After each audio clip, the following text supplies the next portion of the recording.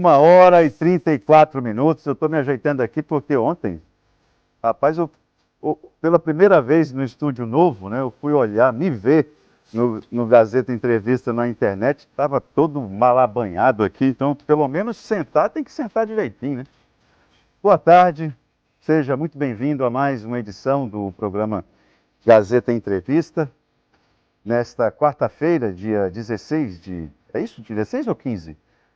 16 de fevereiro de 2022. Prazer estar aqui com você, você aqui na nossa companhia, na Record TV, na TV Gazeta.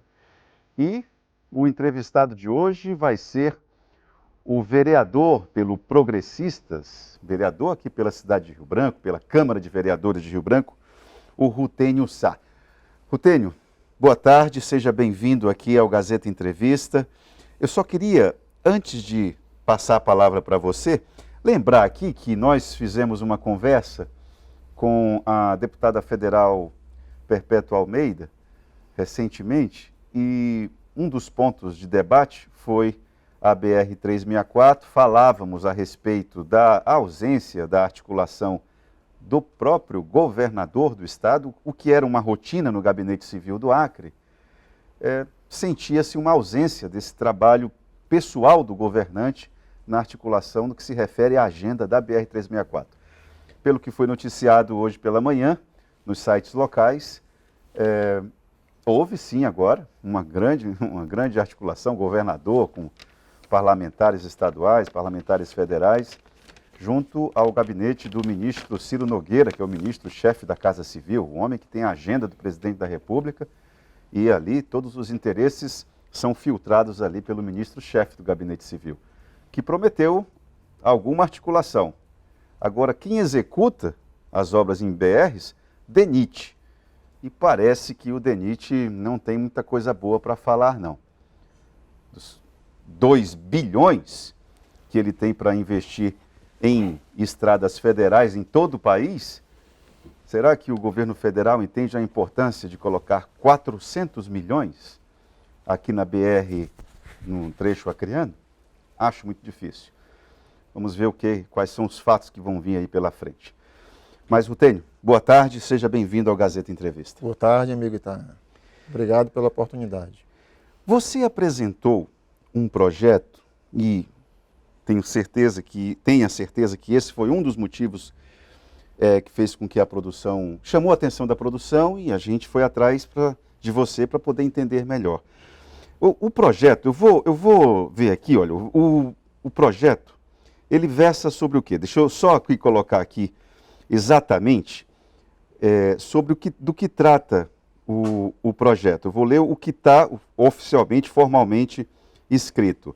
Dispõe sobre a proibição da aquisição, estocagem, comercialização, reciclagem, processamento e benefício de materiais sem comprovação de origem, na forma em que especifica. Agora, eu queria saber de você o seguinte: em que esse projeto se diferencia do que já tem previsão no Código Penal, que acho que, se não me engano, é artigo 180 do Código, Isso. que fala a respeito da receptação de produtos roubados. O artigo 180 do Código Penal, que versa sobre a receptação. Receptação, né, de produtos roubados. Isso.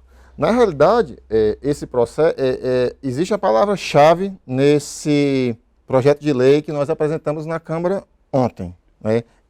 Sem comprovação de origem, né? E para a maioria, como uma boa parte da população não sabe, existe um esforço concentrado dos entes federais, estaduais e municipais para coibir essa prática, esse delito que está acontecendo no país inteiro. Agora, dá concretude a essa tua ideia.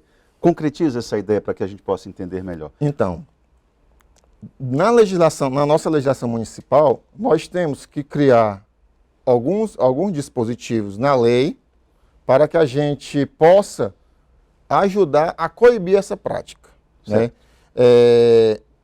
A lei, ela nos seus incisos, ela faz com que o poder público municipal ele tenha uma maior, seja mais incisivo na fiscalização desses ditos atravessadores. Ou seja, os comerciantes que comercializam a reciclagem, a venda, a inutilização de produtos Certo. como, praticamente, a questão do cobre, né, que eu posso dizer que seria a galinha dos ovos de ouro do delito. Porque, Né? em relação a... Em relação a esse comércio que está existindo clandestinamente dentro não só de Rio Branco, mas do país como um todo. Existe um estudo que diz, que um levantamento das empresas, que no Brasil foi roubado fios de cobre que levam de uma distância do Rio de Janeiro até Buenos Aires, né, pela quantidade de furto. Agora, Então, como é que a Prefeitura de Rio Branco vai ter pernas para poder executar isso? O que é que você conversou, você que faz parte da base de apoio do prefeito? Então, apresentamos um projeto do qual, para que essa lei entre quando ela for sancionada pelo prefeito, certo? O responsável no inciso 1, né, depois, que são cabos são cabos de internet que são roubados, fios de cobre, energia elétrica, esses fios das praças. Quando o usuário reclamar, na minha praça não está tendo energia, não está tendo, as luzes estão desligadas, na quadra não está tendo luz. Muitas vezes o poder público, ele trocou, ele colocou para funcionar aquelas luminárias e com 10, 15 dias houve o furto. Então, como é que seria, como é que a lei vai agir? Ela age da seguinte maneira: o responsável que adquirir, estocar, comercializar, reciclar ou utilizar como matéria-prima para o processamento e beneficiar esses materiais descritos, que são cobres, né, dentre outros. Não comprovar a origem. Ele não comprovar a origem, né, ele deverá manter, olha só, Itaã, ele deverá manter o cadastro dos seus fornecedores, desses materiais. Caso não faça isso. Bem como um comprovante fiscal da compra, porque às vezes ele compra para revender, da compra desse produto, certo? Então, ele tem que ter o cadastro dos fornecedores. Porque ele pode fazer o seguinte, né? Ele pode ter um fornecedor, pode ter até um pedido, compra um determinado bocado, mas recebe de forma furtada 5, 6, 8 vezes aquele bocado. Tem isso também. Né? Vão procurar burlar de todas as maneiras. Também existe aquelas pessoas que têm um resto de motor que não usa em casa e vai doar ou vai levar. Então, o comerciante, ao tratar de doação, as pessoas tem muitas pessoas que catam latinhas e levam. A latinha realmente é um inservível que é mais tranquilo de fiscalizar porque é um produto reciclável também. Mas ao se tratar de material de doação ou inutilização, que acontece muito, o responsável deverá manter documentação de declaração feita pelo doador do material, né, contendo os dados de modo que permita a identificação de quem doou. Na realidade, essa lei funciona e ela só vai funcionar não só aqui, como no país inteiro, porque todos os entes federados estão, e muitos municípios do Brasil afora, já estão criando leis nesse sentido, tendo uma fiscalização do poder público.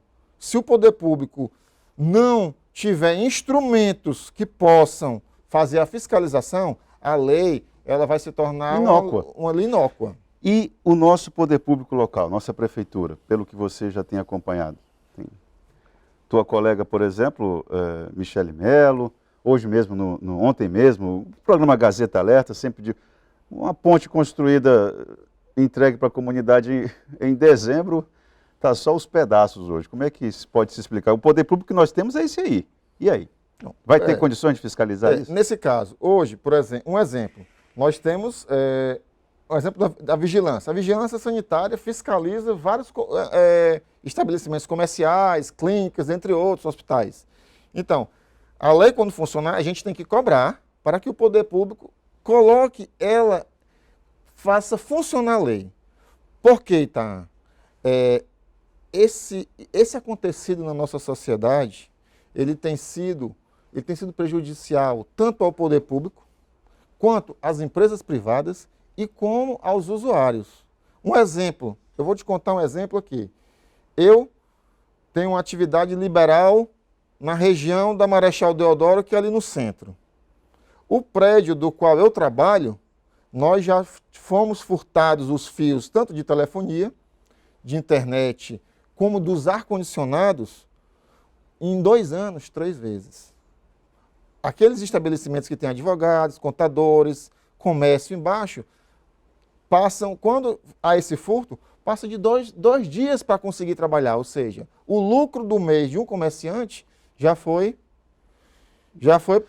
fio abaixo. Já foi fio abaixo. Outro exemplo que nós também observamos muito na literatura policial que a gente acompanha no dia a dia, os mercados. Mercado velho, a quantidade de vezes que rouba os fios e os comerciantes ficam sem o trabalho. Então, essa lei, além de ajudar a coibir essa prática de receptação, porque ela dá uma multa de R$ 10.000, caso identifique que o atravessador causou a receptação dentro do artigo 180 do Código Penal. Ele paga uma multa de R$ 10.000, comprovado, depois de um processo administrativo, lógico, uma multa de R$ 10.000. Isso para o município. Com a reincidência, provado que ele receptou o produto, na reincidência, o alvará dele é cancelado. É cancelado. Então, eu não posso dizer que nós vamos conseguir solucionar 100% do delito, mas a lei vem para que a gente possa ajudar em coibir. Aliado a isto, a gente tem que ter um melhor policiamento, principalmente aqui na área central da nossa cidade, na região ali do SERB, da biblioteca, dentre outros. É terrível o roubo de fios. Um exemplo que eu vou te dar aqui que atrapalhou a aula de uma escola durante uma semana. Aqui na rua Rio de Janeiro tem a escola Diogo Feijó. Lá na floresta. Na floresta. Lá. Durante um final de semana, eles levaram todos os fios de ar-condicionado split da escola. Daqui que a secretaria se reorganize, consiga adquirir os fios, um processo...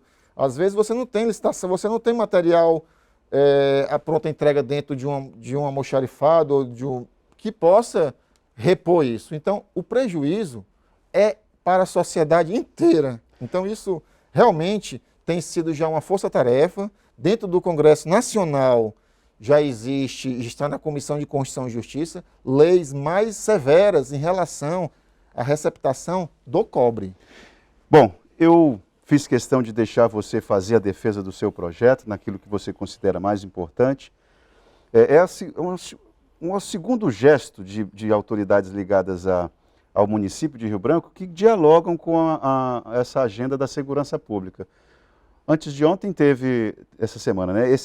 Antes de ontem teve o próprio prefeito com o convênio lá com a Secretaria de Estado de Segurança Pública, com a questão do monitoramento, com as câmeras de monitoramento. Isso é uma coisa que dialoga com a agenda da segurança pública e esse teu projeto também. Agora, assim como já tem aqui internautas colocando, estão duvidando da capacidade do poder público municipal de poder concretizar o que a lei sugere. Essa fiscalização é um desafio para a atual equipe da Prefeitura de Rio Branco, né? Não se questiona a adequação e a conveniência da lei, mas sim a sua aplicação, a sua execução. Me parece que esse ponto está ok. Tem aqui, olha, o pessoal está falando, Itaã, peça para ele, se referindo a você, para o vereador, vim fiscalizar a ponte da Judia. Estamos abandonados, vai para 2 semanas a interdição e não fizeram nada. Você não tem noção de um trajeto que a gente percorre quando essa ponte está esculhambada. O trajeto de 5 minutos que fazemos quando a ponte está boa se transforma em 1 hora quando ela está esculhambada. Ele faz uma ironia, a gasolina está barata, né? O que acontece com isso? Você é um vereador, deve fiscalizar a ação do prefeito. Você faz parte da base aliada. Como é que você responde a um representante da comunidade que pontua desta forma uma obra entregue em 31 de dezembro? Vamos lá. vou responder logo as duas perguntas. Em relação à lei, em Rio Branco não existem tantos compradores de cobre. Então dá para fazer uma Então dá para fiscalização? fazer. Nós não temos tantos os chamados sucatões. Não são muitos. Então, se você fizer uma fiscalização bem de perto, bem intensiva nesses sucatões, você consegue, pode ser que aquele que esteja com más intenções, ele já vai ficar mais esperto, porque ele pode perder a concessão dele. Certo? Só essa é a primeira questão. Putênio, Né? nós vamos precisar fazer um intervalo agora e eu vou deixar uma pergunta em aberto, porque isso aqui é algo que daqui a pouco vai começar a pipocar aqui. E eu já vou me adiantar em nome do respeito ao telespectador. Você foi um dos parlamentares da nossa Câmara de Vereadores que foi notícia, e nós aqui no Jornal A Gazeta, no TV Gazeta, noticiamos que participou da farra das viagens. Quantas viagens você fez? Por que você fez? Qual a sua justificativa? Se você não considera, na condição de homem público que é, não dá para a Câmara de Vereadores, mesmo tendo um orçamento, rever esse gasto, dado a tecnologia que nós temos aí, que pode ser utilizada para reduzir os custos do nosso parlamento. Você pode responder a essas perguntas logo após o intervalo, tudo bem? Bem. Vamos fazer um breve intervalo e voltar aqui com o vereador Rutênio Sá, no Gazeta Entrevista.